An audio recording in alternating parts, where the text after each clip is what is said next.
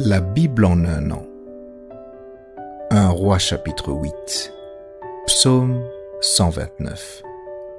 Proverbe 17. 1. Lecture du 11 juin.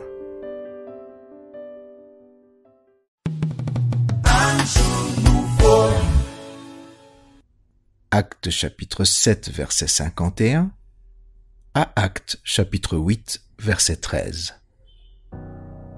Homme au cou raide, incirconcis de cœur et d'oreille, vous vous opposez toujours au Saint-Esprit.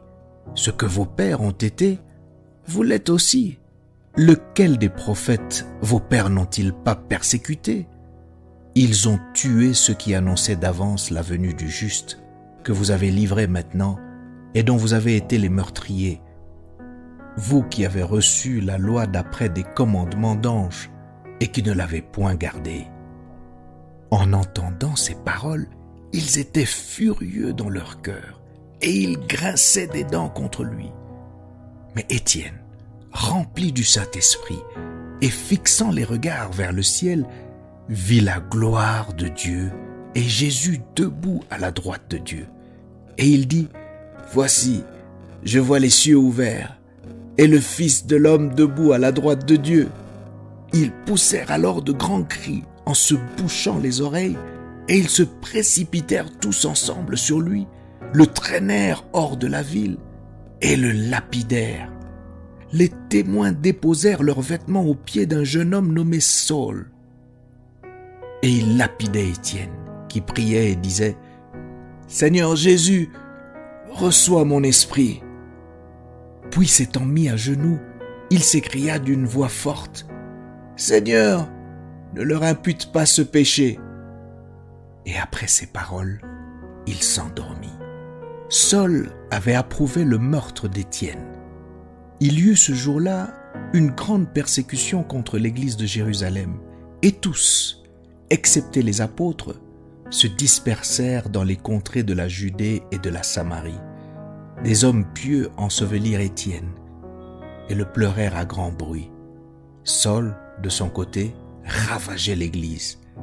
Pénétrant dans les maisons, il en arrachait hommes et femmes et les faisait jeter en prison. Ceux qui avaient été dispersés allaient de lieu en lieu, annonçant la bonne nouvelle de la parole.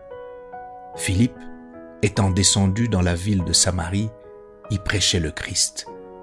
Les foules tout entières étaient attentives à ce que disait Philippe lorsqu'elles apprirent et virent les miracles qu'il faisait, car les esprits impurs sortirent de plusieurs démoniaques en poussant de grands cris, et beaucoup de paralytiques et de boiteux furent guéris. Et il y eut une grande joie dans cette ville. Il y avait auparavant dans la ville un homme nommé Simon, qui se donnant pour un personnage important, exerçait la magie et provoquait l'étonnement du peuple de la Samarie. Tous, depuis le plus petit jusqu'au plus grand, l'écoutaient attentivement en disant « Celui-ci est la puissance de Dieu, celle qui s'appelle la Grande. » Ils l'écoutaient attentivement parce qu'il les avait longtemps étonnés par ses actes de magie. Mais quand ils eurent cru à Philippe, qui leur annonçait la bonne nouvelle du royaume de Dieu et du nom de Jésus-Christ, hommes et femmes se firent baptiser. Simon lui-même crut, et après avoir été baptisé, il ne quittait plus Philippe, et il voyait avec étonnement les miracles et les grands prodiges qui s'opéraient.